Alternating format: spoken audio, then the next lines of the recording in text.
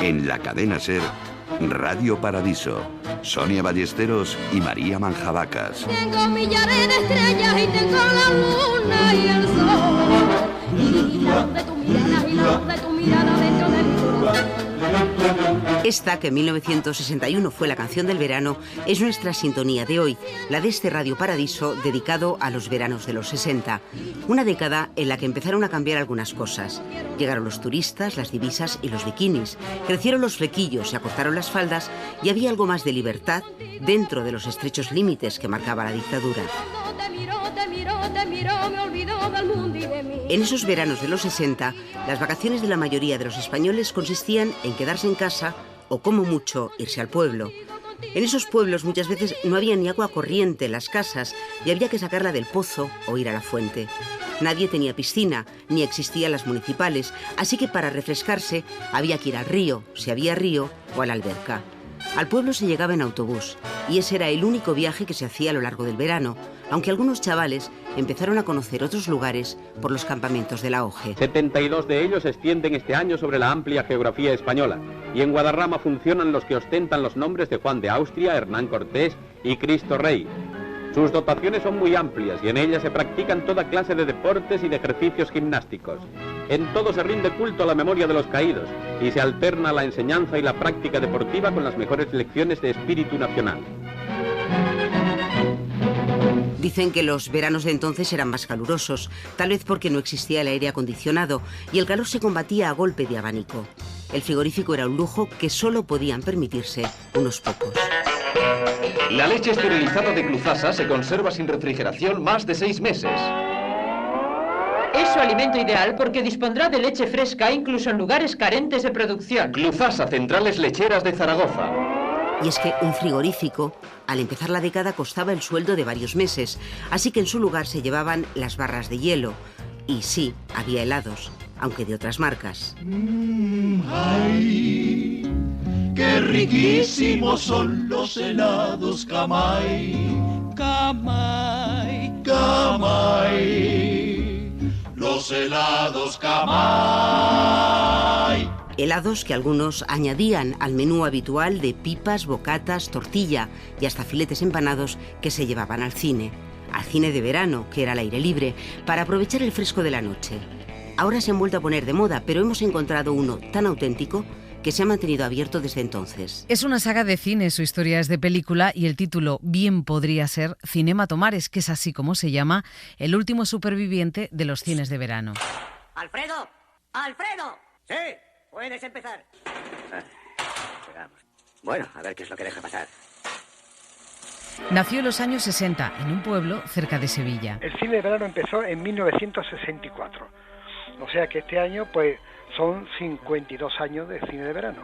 52 aniversario. 52 años consecutivos de cine de verano. Rafael Cansino sucedió a su padre en el honor de gestionar un cine al que se asomó en pantalón corto. Era el hijo del dueño y el tamaño del pantalón lo decidía la película que ese día ponían. Si era de mayores, tenía que ir elegante. Y me acuerdo de aquella película de los vikingos, que era de mayores, y me decía mi padre, hijo, ponte los pantalones. Digo, papá, si esta película es de aventura, y dice, no, porque esta película es de mayores, para...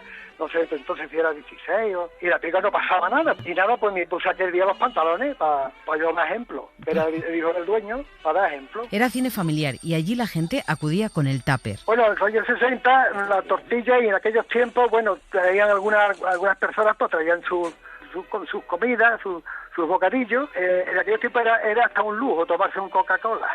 Cansino todavía conserva la tabla de precios de lo que costaba el cine. En euros, entonces futurismo, hubieran sido unos céntimos. Pues tengo precios ahí que creo que eran 3 pesetas. Eran otros tiempos totalmente diferentes. Los tiempos han cambiado totalmente, como es lógico. Unas pesetas para mayor gloria de las estrellas que por entonces triunfaban en el cine. Triunfadores eran absolutos, lógicamente, Lola Flores, Joselito, y las películas de Marisol, eso eran muy taquilleras. Eso era un acontecimiento de los cine de verano en aquella época. Tú eres lo más lindo de mi vida, aunque yo no te lo diga, aunque yo no te lo diga. Eran los años del cine de Marisol, que en ocasiones tuvo que sortear la censura del régimen. ¡Es increíble! ¡Se están besando! Y por escenas subidas de tono, Cinema Tomares se llevó alguna multa. No veo películas pornográficas. Los inspectores que venían nos llegaron a multar en varias ocasiones, entraban, bueno, hubo una época que hasta nos decían que teníamos que pedir el carné. Y claro, pues cuando llegaban eran ya niños grandes y muchachas grandes que les daba una hasta vergüenza pedirles que llegaban con sus novios, con sus novias, y entonces daba hasta vergüenza pedir el carné.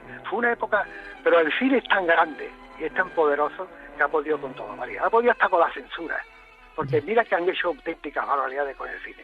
Pero el cine ha sido tan grande que ha podido con todo, hasta con la censura. Sobrevivió a la censura y también al boom inmobiliario que arrastró a los cines de verano. Llegaba la inmobiliaria con el talonario de cheque y entonces se le ponían a la familia los ojos viendo los talones, ¿no? Entonces tanto yo como mi familia, como mi hermano, todos, pues nos ofrecieron mucho dinero por el cine, por los 1000 metros cuadrados que están en el centro del pueblo. Pero entonces, gracias a Dios, nosotros, pues el dinero no nos mueve. Yo en mi caso, lógicamente, estoy jubilado, tengo 70 años, mis hermanas, pues, son funcionarios, pero nos tentaron y nos quisieron ofrecer un buen dinero. Pero como te digo, el dinero no es todo, hay que disfrutar con lo que tenemos, que es lo que nuestros padres nos dejaron. Y aunque mucha gente digan que les parece mentira, con el dinero que hubiésemos cogido, pero como te digo, no lo es todo el dinero. El dinero no mueve a esta familia, el cine sí, pero ahora no es rentable. Y lo que ha conseguido esta familia es que sobreviva gracias al negocio paralelo que han montado. Nosotros lógicamente, pues nos salvan lo que es el tema de la tapita, la cervecita fresquita, el velador, los pinchitos, las hamburguesas, los serranitos, porque el público ya pues viene al cine y claro, a no pasar calor, a tomar su tapita y su cerveza, eso es lo que nos salva. Si yo tuviera que quitar, si a mí me dijeran, Rafael, quita la tapita y quita la cervecita, teníamos que cerrar, porque esta época ya es distinta. El público ya está cansado de ver tanto cine por todas partes, por todos sitios. Les ha salvado la tapita y el arte que tiene esta familia, que le viene de genes, porque descienden, sí, algunos de ustedes habrán dado cuenta por el apellido, de la mismísima Rita Hayworth. Que somos parientes lejanos de aquella Rita Hayworth, Margarita Carmen Cansino. Nosotros estamos aquí en Tomares, y muy cerquita nuestra está un pueblo que se llama Castilleja de la Cuesta. Y claro, en Castilleja de la Cuesta nació Rita Hayworth, que se llamaba Margarita Carmen Cansino. Padre Eduardo Cansino era bailarín, nació en Castilleja, ellos emigraron a Estados Unidos, ella nació en Brooklyn, pero vamos, nosotros, la familia Cansino nuestra, somos primos lejanos de Rita Hayworth.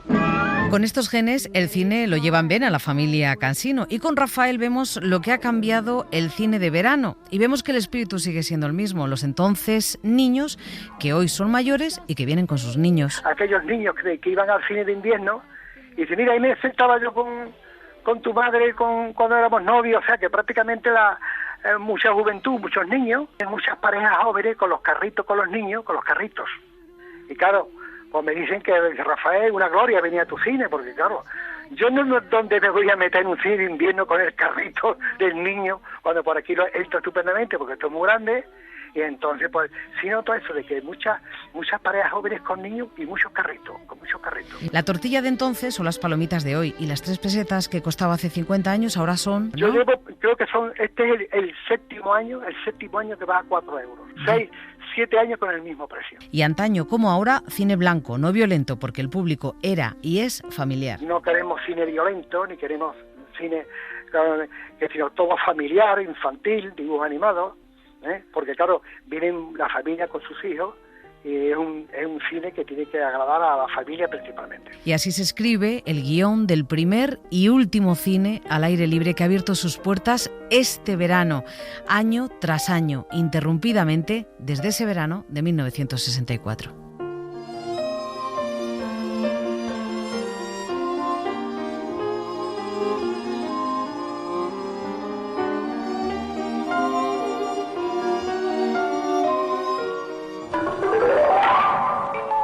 My name is Bond, James Bond.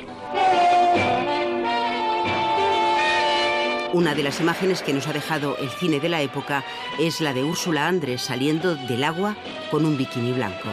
Más de uno soñó con ese bikini que aparecía en esa peli de James Bond del 63. Y a partir de ese año empezarían a verse cada vez más en nuestras playas. Y es que los 60 fueron los años del boom turístico. Los extranjeros descubrieron España y España descubrió que el turismo de sol y playa podía traer mucho dinero y algo más. El turismo trae aire fresco a una España sumida en la dictadura franquista. El turismo ofrece al país apertura social, cultural y política. De hecho, es una llave para la transición política porque prepara al pueblo para el cambio. Yo canto a la mañana que ve mi juventud y al sol que día a día nos trae nueva inquietud. El español recibe al turista extranjero con admiración, deseo, cariño. Lo recuerda el director del Grupo de Investigación de Turismo de la Universidad Antonio de Nebrija, Manuel Figuerola. Una población que ofrece una enorme empatía. Empatía porque está viviendo una situación de aislamiento, de dictadura, es curioso el cine, la novela, los turistas, los españoles se vuelven locos por las turistas. Antes nunca estuve así enamorado, no sentí jamás esta sensación. Lo secunda desde Benidorm Víctor Suriaga. Con casi 78 años llegó a la localidad costera a principios de los 60 y se convirtió en empresario del sector de espectáculos. Bueno, Dios mío, es que resulta ser que el carácter español, y sabes tú cómo era entonces, era tabú, muchas cosas eran tabú, hasta enseñar un momento dado la rodilla era tabú, ¿no?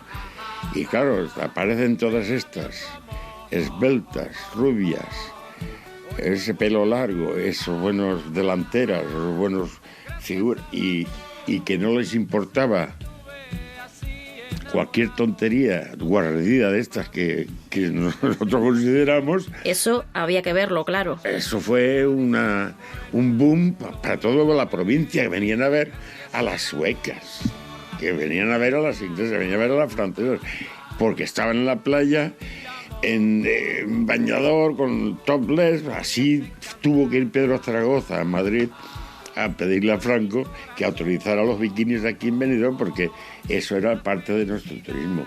Sí que había mucho desmadre, si quieres llamarlo así, con el efecto este de las extranjeras bien, porque al final de la noche he sacado algo. Y mientras tanto, la española esperaba en casa.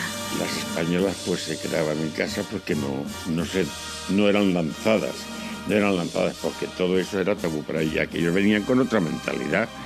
O sea que eso es por cultura.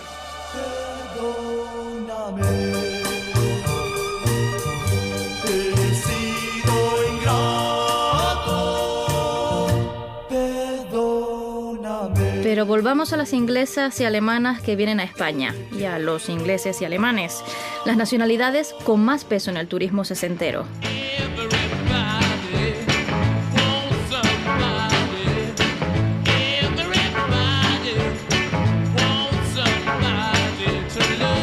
Vienen de una Europa que ha dejado atrás la guerra y que comienza a volar de nuevo económicamente.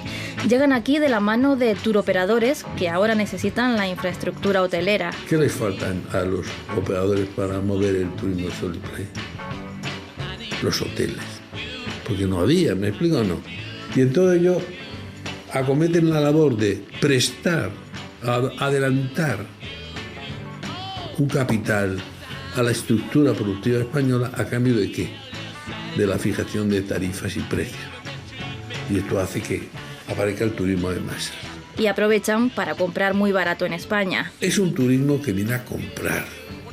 Porque además dicen, vamos a pasar las vacaciones y a su vez ahorramos, con nuestro ahorro, compramos. En España se compraba todo muy barato. Los ingresos se elevan desde $300 millones a principios de 1960 a más de 3.000 millones en los primeros años de la década siguiente. Joan Pedrell, restaurador de Cambrils, en la Costa Dorada tarraconense, recuerda cómo él y su familia dejaron de vivir de la pesca por el turismo. Fue gente que ayudó mucho en el desarrollo del turismo y que dio mucha vida y mucho trabajo a nuestra zona. Fue el principio del turismo organizado y lo que promocionó que mucha gente dejáramos en el caso de mi familia y muchas familias, pues éramos pescadores y dejamos los artes por dedicarnos al turismo, ¿no? Arranca el boom turístico en España, que pasa de ver llegar a 6 millones de extranjeros en los 60 a 24 millones de visitantes 10 años más tarde, hasta los 68 millones actuales. Mientras tanto, el español toma buena nota y se suma al veraneo en la playa. Estoy en el aeropuerto esperando la salida del avión que me llevará a Mallorca. Aparece entonces el fenómeno de la segunda residencia y al turístico se une el boom inmobiliario. Fue una locura lo del boom inmobiliario. No tiene más que recorrer el litoral español. Usted tiene en Benidorm más de 300.000 camas, no hoteleras, y poco más de 30.000 hoteleras, 10 a 1, ¿no? La llegada masiva de turistas iba a cambiar muchas cosas en este país, pero pasito a pasito, porque entonces no éramos ni potencia económica, ni industrial, ni aún turística, y mucho menos potencia deportiva. Aunque el deporte también nos dejó en aquellos veranos de los 60 algunos momentos para la historia. El más recordado sucedió justo el primer día de un verano de 1964, cuando Marcelino marcó un gol que durante décadas fue el más importante del fútbol español. El escenario, el Santiago Bernabéu. El rival, la Unión Soviética, y en juego la Copa de Europa. Está a la altura de los medios rusos, pasa al lado derecho sobre Pereda, constituido de extremo, en el ángulo izquierdo del área correspondiente al equipo ruso. Ahora se va hacia la línea de gol, centra, sin parar, ¡remate, gol! ¡Marcelino! Recogiendo el centro de Pereda, constituido de extremo, Marcelino, señores oyentes. Impresionante remate de cabeza, llevaba la pelota Pereda, ha centrado a media altura, extraordinariamente oportuno, y perpendicular al poste izquierdo Marcelino, ha metido la cabeza y ha conseguido de esta manera el segundo tanto para España. Así... Ese gol de Marcelino nos dio un título deportivo, la Copa de Europa, pero el régimen lo vendió como algo más. Fue como si el franquismo hubiera vencido al comunismo. Como si los soviéticos hubieran sucumbido bajo las botas de la selección española, no solo deportivamente. El fútbol ya era entonces el deporte más popular, pero el verano siempre ha sido un momento muy de bicicleta y el ciclismo ha estado presente en nuestros veranos, también en los 60, y además con un acento muy francés.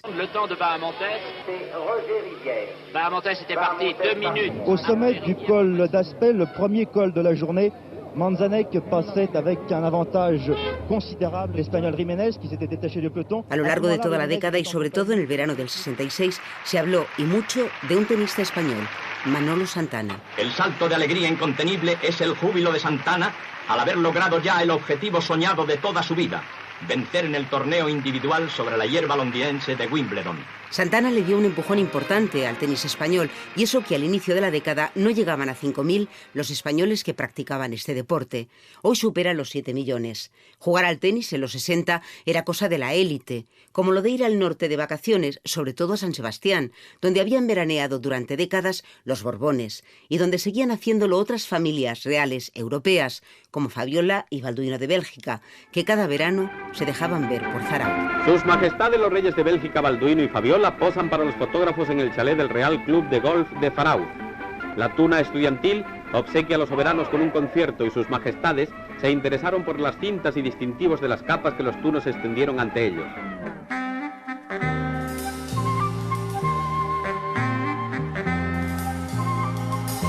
Sapore di sale, sapore di mare, che hai sulla pelle, che hai sulle labbra, quando esci dall'acqua e ti vieni a sdraiare vicino a me, vicino a me. Mientras, en el sur, un príncipe, Alfonso de Hohenlohe, había convertido el Hotel Marbella Club en destino de la jet set internacional. Actrices como Ava Gardner, Audrey Hepburn o Grace Kelly se hospedaban allí junto con los Onassis, los Rothschild o los Thyssen. Los ricos y famosos del mundo se enamoraron de ese rincón de la Costa del Sol, donde las fiestas duraban varios días. El mondo è diverso. diverso da qui. En las antípodas geográficas y de estilo, el caudillo disfrutaba de sus veranos. Unos veranos que incluían siempre recepción oficial y gran fiesta el 18 de julio. En el Palacio de la Granja de San Ildefonso, Su Excelencia el Jefe del Estado y su esposa son cumplimentados por los embajadores, jefes de misión, gobierno, consejeros del reino y altas jerarquías con motivo del 29º aniversario del alzamiento nacional. El generalísimo y su esposa salen a los jardines, donde saludan a otras autoridades y personalidades que asistieron a la recepción. En agosto, el veraneo se iniciaba con la llegada a La Coruña en el Yate Azor. El generalísimo se alojaba con su familia en el Pazo de Meirás, donde, según La Voz de Galicia, Franco jugaba al tenis con su confesor, se hacía unos hoyos en el Club de la Zapateira, echaba unas partidas al mus y asistía a alguna corrida de toros. En Coruña se inaugura la temporada de corridas de feria. Asiste Su Excelencia el Jefe del Estado, acompañado por su esposa doña Carmen Polo de Franco, que son recibidos cariñosamente por el público que llena la plaza. La pesca no podía faltar, era un clásico todos los veranos. Su Excelencia el Generalísimo Franco disfruta en el Yate Azor unos días de bien merecido descanso. Sus nietos alegran los mejores momentos de a bordo durante el crucero estival por aguas del Cantábrico. El Jefe del Estado dirige una caza de cachalote. En su gira de pesca el yate logra descubrir un magnífico ejemplar e inmediatamente se ordenan las maniobras para su captura. El cachalote no tarda en recibir el primer arponazo. Aún después de herido sigue mostrándose francamente combativo y temible. La población de Bermeo expresa su simpatía a Franco cuando éste desciende del Azor. El enorme cachalote de 40 toneladas ha sido donado a una fábrica de la localidad para su aprovechamiento industrial. Todo muy normal. Franco combinaba la pesca de cachalotes en Galicia con alguna escapada a San Sebastián, donde se alojaba en el Palacio de Ayete. En el verano del 62, un grupo de anarquistas preparó un atentado contra Franco. Atentado fallido, porque el caudillo, casualidad o no, retrasó su llegada a Ayete. De ese intento para acabar con la dictadura, los españoles ni se enteraron, porque en esa España nunca pasaba nada. La imagen y el relato eran siempre de normalidad. Su Excelencia el Generalísimo Franco es huésped de San Sebastián. Desde el Yate Azor se dirige al muelle en una canoa acompañado de los ministros del Ejército Teniente General don Pablo Martín Alonso y el de Marina Almirante Nieto Antúnez, mientras que todos los barcos hurtos en el puerto hacen sonar las sirenas en su honor.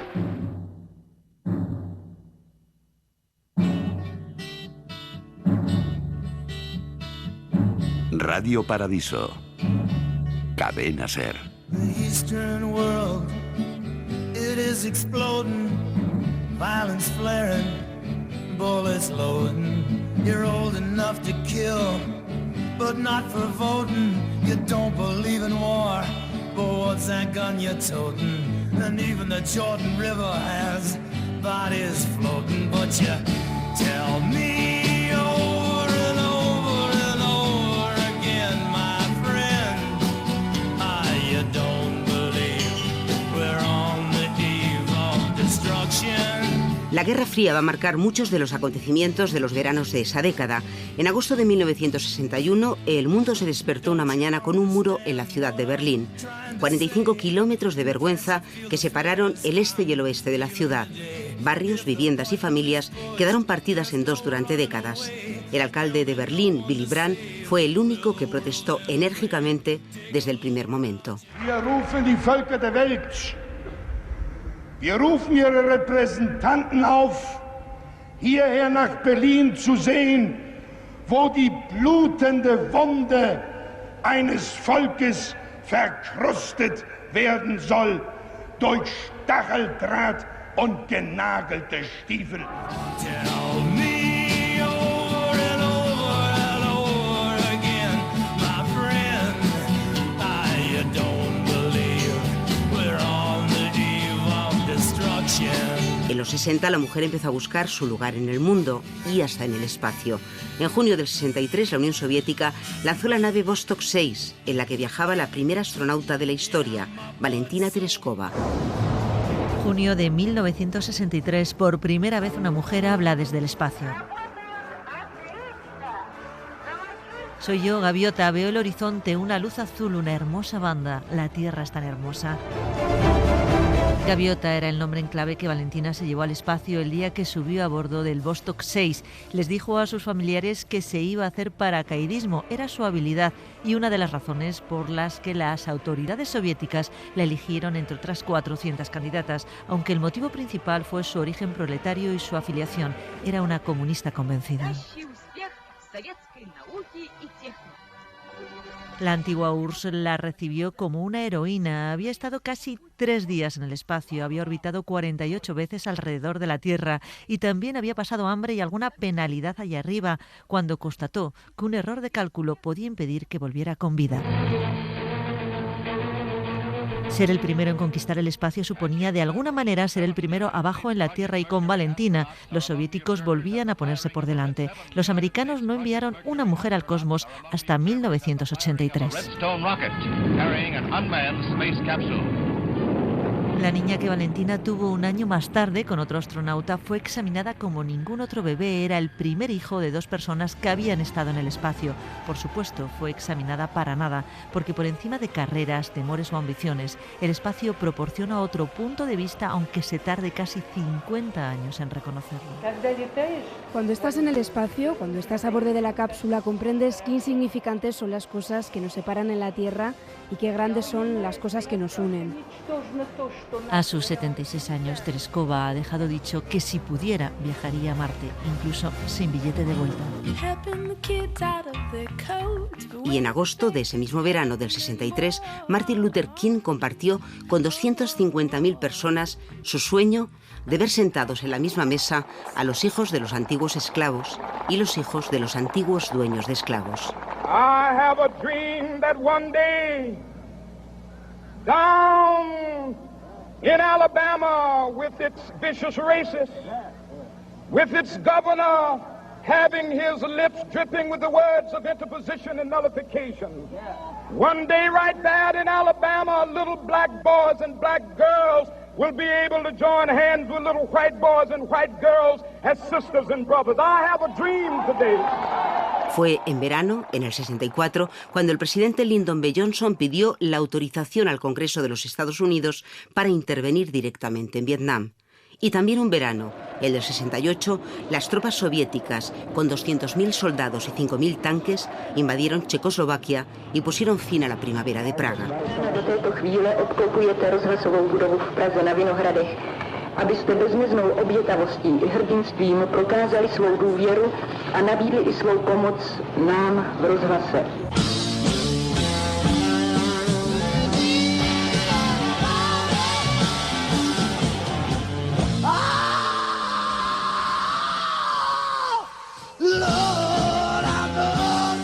El festival de la década fue el de Woodstock.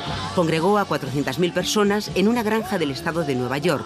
La entrada costaba $18 para los 3 días. Woodstock se convirtió en el icono de una generación de estadounidenses hastiada de la guerra y una generación que pregonaba la paz y el amor como forma de vida y mostraba además su rechazo hacia un sistema.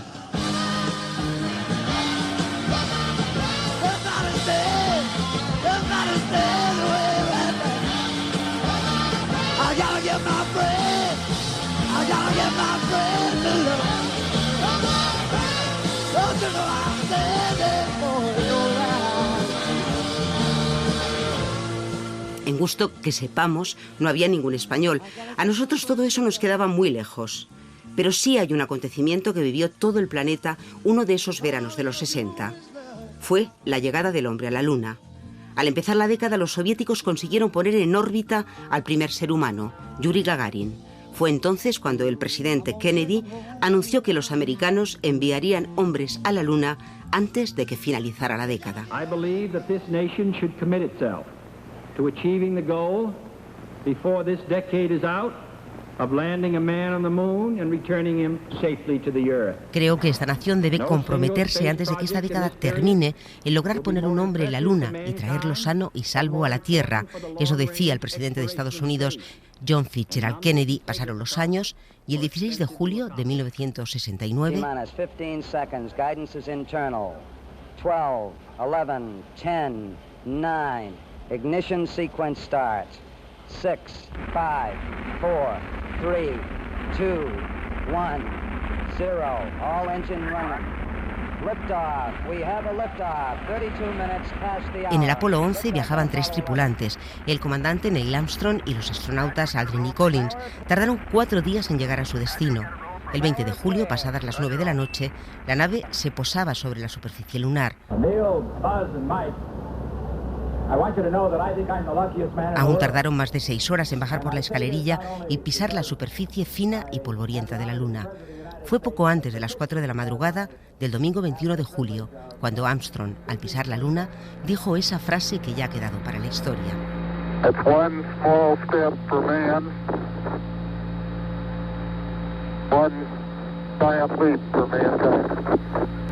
Armstrong y Aldrin estuvieron pisoteando, correteando y saltando sobre la Luna casi 3 horas, mientras desplegaban el instrumental científico, ya que, en teoría, era una misión científica. Sin embargo, lo importante y lo que ha quedado de esa excursión por la Luna fue la bandera de Estados Unidos y la conversación telefónica con el entonces presidente, con Richard Nixon. Go ahead, Mr. President. This is Houston out. Hello, Neil and Buzz. I'm talking to you by telephone from the Oval Room at the White House. And this certainly has to be the most historic telephone call ever made. 1, 2, 3, 4. I just can't tell you how proud we all are of it. Everybody talk about flag and the tag and the flag and the mag, flag and the tag and the this is the that and this is the this. All we are saying is give peace a chance. That's all we're saying. All we are saying is give peace a chance. Yeah. Come on. Everybody talking about ministers, sinisters, barristers and barristers, bishops and bishops and rabbis and Popeyes and bye-bye, bye-bye. All we are saying, let's hear it to West Coast, is give peace a chance. En Estados Unidos, ese verano del 69, esta llamada a la paz de John Lennon era la canción que más sonaba en las emisoras de radio y en los tocadiscos de todo el país. Una canción que para algunos, en su memoria, va unida a 2 imágenes que son iconos de la historia. La huella de una pisada humana sobre la Luna y la Tierra convertida en una pequeña bola azul vista desde su satélite. Mientras tanto, aquí en España, La playa estaba desierta, el mar bañaba tu piel, cantando con mi guitarra para ti, María Isabel. La playa estaba desierta, el mar bañaba tu piel, cantando con mi guitarra para ti, María Isabel. Coge tu sombrero y póntelo, vamos a la playa, calienta el sol. Coge tu sombrero y póntelo, vamos a la playa, calienta el sol. Shiribiribi, pom pom pom pom. Shiribiribi, pom pom pom. ese domingo 21 de julio del 69 hacía calor. En Madrid los termómetros superaban los 37 grados y los españoles en esa cálida madrugada se enteraban de la llegada del hombre a la Luna por la televisión, por la única que había. Y quien la tenía, porque entonces solo existían 3,5 millones de aparatos, lo que equivalía al 40% de los hogares de todo el país. Izquierdo, efectivamente, por primera vez en la Luna. Observen cómo alguien tantea aquí. Ahora Armstrong está ante sí, ante nosotros, ante la historia, solo vuelve a separar la mano, es el final de la escalera y Armstrong se pierde no en la noche de los tiempos, ni mucho menos, sino en la gran luz de estos tiempos que comienzan ahora. Jesús Hermida narraba ese momento histórico desde el Centro Espacial de Houston. Era uno de los casi 3.500 periodistas acreditados para la ocasión. Esa fue la primera retransmisión global, mundial. Más de 500 millones de personas en todo el mundo estaba viendo lo mismo y en el mismo momento por la televisión. No te quieres enterar que te quiero de verdad. No te quieres enterar. Radio Paradiso, Cadena SER. No te quieres enterar, que te quiero de verdad, y tendrás que pedirme de rodillas un poquito de amor, pero no te lo daré, porque no te quiero ver,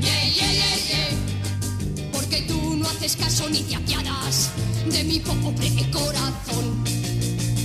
búscate una chica yeye, que tenga mucho ritmo y que cante en inglés. El pelo alborotado y las medias de color. Una chica yeye que te comprenda como yo, no te quieres enterar. Que te quiero de verdad. Y vendrás a pedirme y a rogarme, y vendrás como siempre a suplicarme, que sea tu chica, que sea tu chica, que sea tu chica, que sea tu chica, En España, los jóvenes modernos de la época se ganaron el nombre de generación Yeye. Bailaban y se movían de otra forma. Copiaban las modas que venían del resto de Europa, les interesaba lo que pasaba fuera y, dentro de las limitaciones de la dictadura, hasta reclamaban más libertad que sus padres. Era evidente que el mundo estaba cambiando y, pese a los cambios, que han sido muchos, algunos de los protagonistas de esos veranos se han convertido en iconos de toda una época. Ahí está el SEAT 600, que cambió la vida y también los veranos de millones de españoles. Es de manejo fácil y por esta razón constituye un vehículo adecuado para la familia y para el trabajo. Su velocidad es de más de 95 kilómetros por hora y su consumo de 6 litros por cada 100 kilómetros. Fue tal acontecimiento que tuvo su anuncio en el Nodo y aunque nació a finales de los 50, los 60 fueron su década, tal y como recogemos del documental Historia de un mito. 600 para todo el mundo es un coche muy entrañable, ¿no? Con el 600, pues la inmensa mayoría, por no decir la totalidad, de los españoles aprendimos a conducir con el 600. El primer 600 en España costó al cambio actual 390 euros y como todo es útil ponerlo en contexto. En aquella época un 600 costaba unas 65.000 o 70.000 pesetas. Hablando con los compañeros, contar que un peón de la SEAT en aquella época cobraba unas 2.000 pesetas al mes.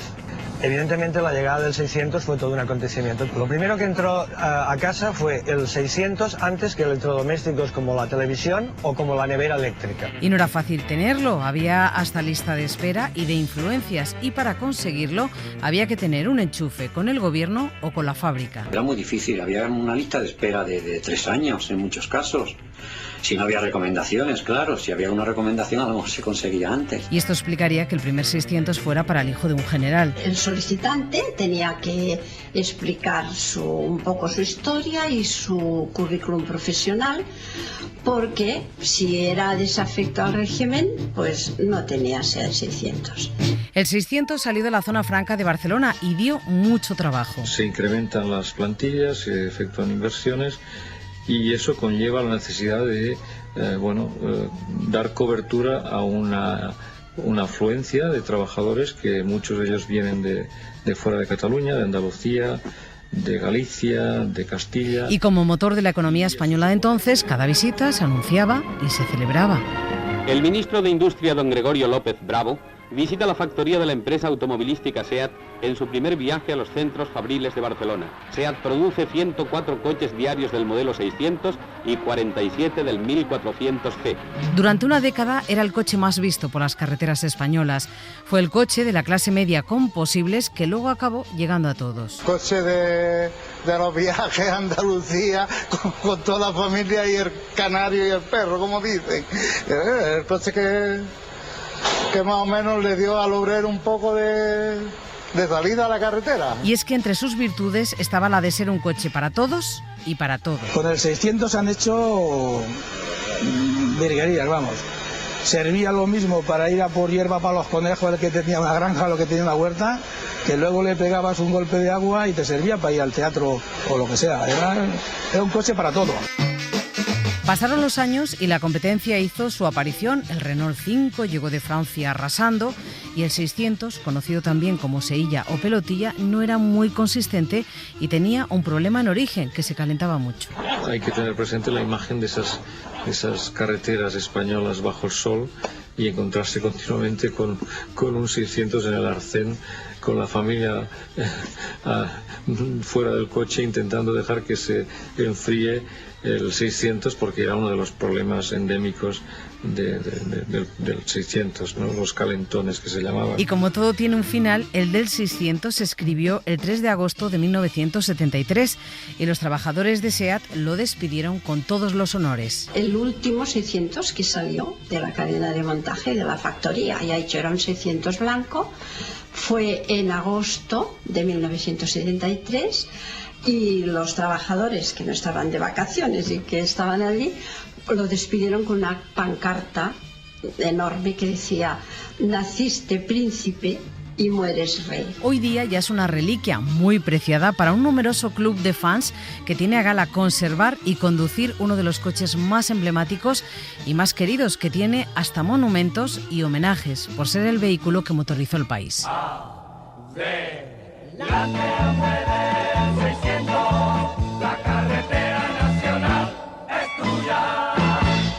Otro icono que nació en los 60 y que sigue hoy tan vigente como entonces es la minifalda.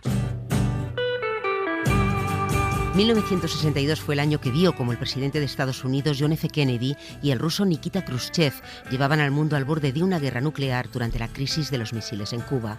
En Gran Bretaña, Harold Macmillan era primer ministro. 2 ingleses ganaron el Nobel de Química. Los Rolling daban su primer concierto en Londres y los Beatles pisaban por primera vez un plato de televisión. El que más discos vendía en Gran Bretaña era Cliff Richard y esta canción, el éxito del momento.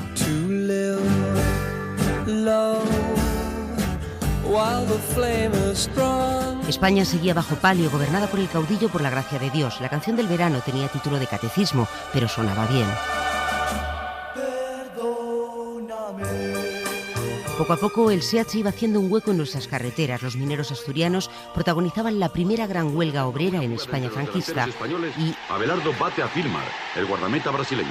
Apenas había en las calles se hablaba sobre todo de fútbol, del Mundial, del partido Brasil-España, que inmerecidamente, decían, perdieron los nuestros. Y perder por perder. En Eurovisión conseguimos nuestro primer 0 points. Quedamos los últimos con este bonito tema. Eres la rama podada. Muchas cosas nos alejaban de los británicos en esos momentos. Esas diferencias sociales, económicas y culturales se reflejan también en el cine. 1962 fue el año en el que en Londres se estrenaba Lolita, la historia de una joven que seducía a su profesor. Levantó entonces, y aún según dónde, sigue levantando polémica. Lolita. Al mismo tiempo, en España se estrenaba y se convertía en un taquillazo La Gran Familia. Fíjate, Chancho, ¿cuándo echamos las cartas a los reyes? Ahora iremos a ver al rey Melchor. Cuenta la historia de una familia española con abuelo y 15 hijos. El padre, el único que trabajaba fuera de casa, es un hombre jovial y optimista. En este contexto nació hace 50 años la minifalda. En el contexto británico, claro está. La mini surgió en Londres, en sus calles, y tardó algunos años en llegar a las de nuestro país.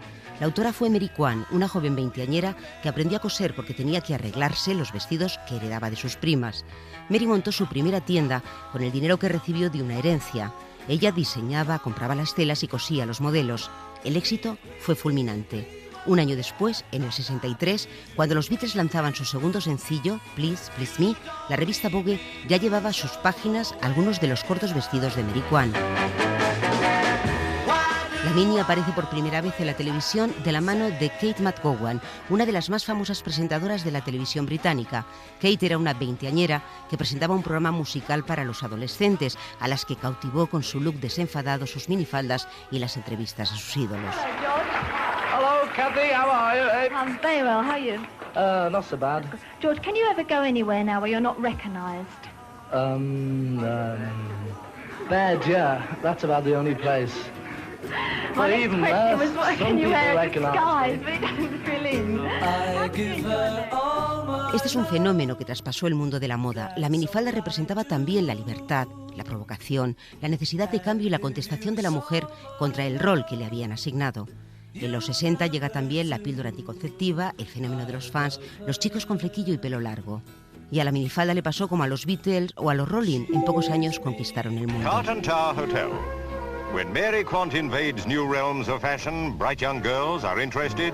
Mary Quant, Erfinderin des Mini-Rocks, schockierte und begeisterte in Hamburg mit ihrer ersten Deutschland-Kollektion. Twiggy, en français brindille, est le mannequin le plus cher du monde. Et elle vient à Paris présenter sa propre mode. Brigitte Bardot, Nancy Sinatra y hasta Jackie Kennedy se sumaron a la moda, que también llegó a España. En 1966, en El Nodo, nos lo contaban con un lenguaje bastante rancio. Ser experto en moda femenina exige hoy conocer la longitud de la falda, de acuerdo con el nivel de altura que impone la moda. ¿Pero qué pensarían de estas cosas nuestros antepasados? La imagen de la Mini en España para muchos españoles es la de Maciel en 1968.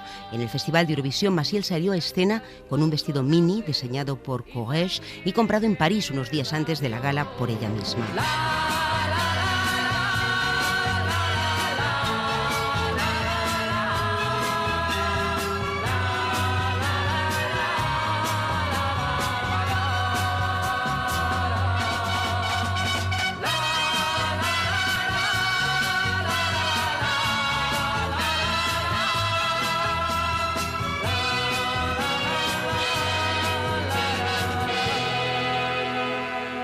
También en verano, el 5 de agosto de 1962, una de las mujeres más envidiadas y deseadas del mundo se quitó la vida. La muerte de Marilyn sigue, más de 50 años después, rodeada de misterio, y su imagen sigue siendo reconocida por millones de personas. Sus retrasos eran legendarios en Hollywood. A este instante también llegó tarde. Happy birthday to you. Happy birthday to you. 15.000 personas frente a ella y aquel ajustadísimo vestido color piel con 2.500 cristales incrustados. Demasiado sensual, demasiado débil o solo demasiado perjudicada. Esta es la última aparición de Marilyn vestida de gala. Kennedy salió al paso bromeando.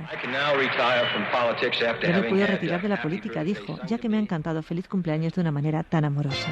Pero aquella actuación disparó los rumores de una posible relación entre los dos e hizo subirse a la Fox por las paredes, que había prohibido a Marilyn por escrito viajar a Nueva York para este acto, ya que suponía abandonar una vez más el rodaje de su última película, Something's Got to Give, mítica por ser una de las cintas inacabadas más famosas de la historia de Hollywood y porque contenía el desnudo integral de Marilyn en una piscina. It's cool here. Come on in. The water's so refreshing. El plan de rodaje de esa película estaba plagado de excusas que impedían a Marilyn rodar días y hasta semanas enteras. El 1 de junio le toca a ella cumplir años, 36, edad que estrena con una fuerte crisis emocional y hace sentirse fea y no deseada. Está convencida de que las únicas personas que la quieren lo hacen por interés y confiesa que su vida no merece la pena vivirla. El caso es que vuelve a faltar al rodaje y su compañero Dean Martin dice basta. Era la primera vez que veía a Dean enfadado, realmente enfadado. Vale, se acabó, dijo, y se fue del plató, recuerda a una de las actrices de la película. 9 días más tarde, y después de que Dean Martin se negara a que otra actriz sustituyera a Marilyn, la Fox guarda los 500 minutos de película sin montar que había logrado rodar en una estantería, y allí han permanecido acumulando polvo durante décadas.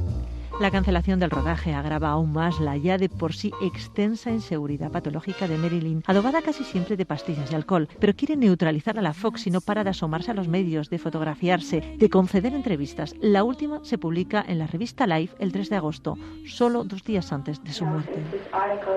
Ya que esta entrevista tratará sobre la fama, quiero declarar ahora mismo que la fama es voluble. Yo la conozco. La tarde del 4 de agosto, su psiquiatra habla con Marilyn por teléfono. Asegura que parecía feliz y alegre, pero que algo que debió pasar más tarde la deprimió. A las 3:30 de la madrugada del 5 de agosto, su ama de llaves vio la luz de su habitación encendida y le extrañó. Vi a Marilyn acostada en la cama y desnuda. Me alarmé, contó años después. Marilyn estaba de espaldas junto al auricular de un teléfono descolgado y varios frascos de pastillas vacíos, suficientes para matar, dicen, a 15 personas, suficientes para alimentar el misterio y el mito que 50 años después siguen ocupando rincones de nuestra memoria. This one's a real danger.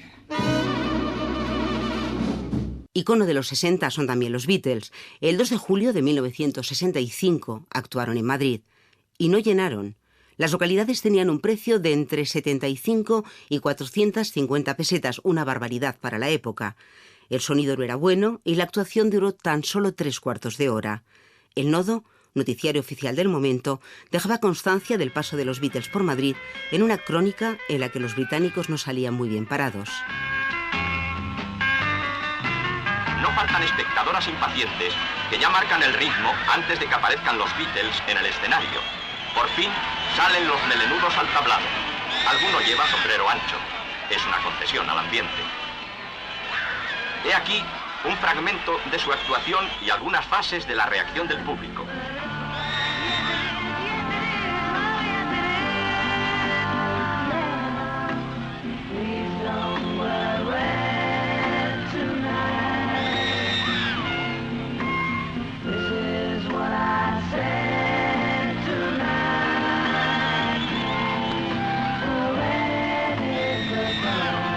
Los Beatles pasaron por Madrid sin demasiada pena ni demasiada gloria. Pero esta no fue la primera vez que los Beatles vinieron a España. En 1963, 2 veranos antes, y en Canarias, disfrutaron de su primer y único verano al sol español. Si buscaban pasar desapercibidos, lo consiguieron.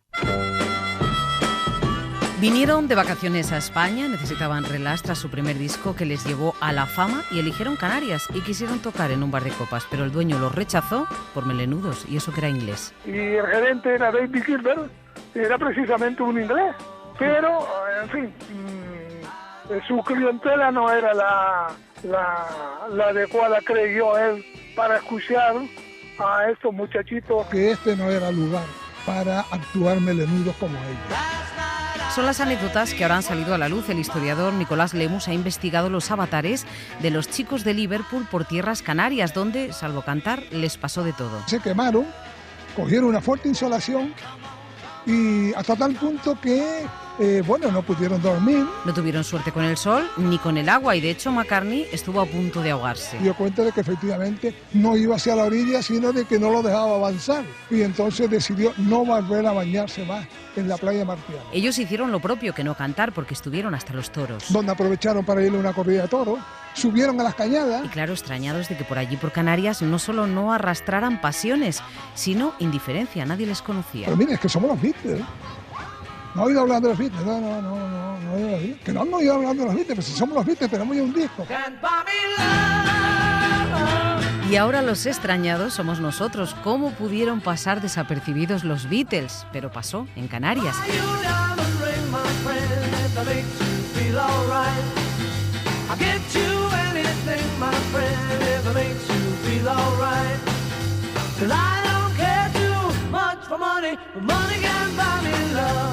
Con los Beatles llegamos al final de este Radio Paradiso que nos ha llevado a los veranos de los 60. Un programa en el que han participado Toñi Fernández, Eva Vega, Marcos Granados y Alfonso Sanz. La próxima semana nos vamos a los 70.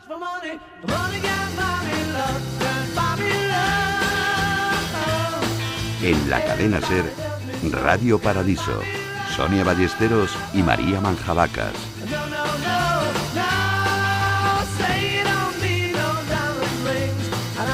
Satisfied.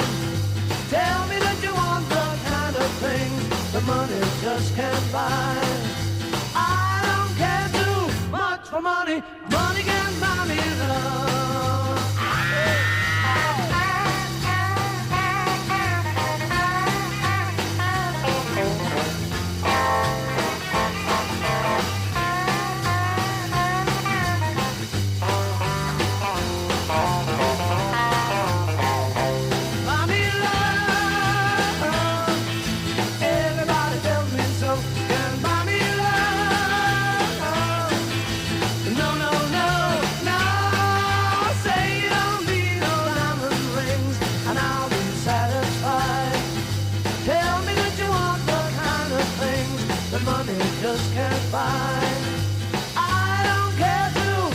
For money, money can buy me love, buy me love.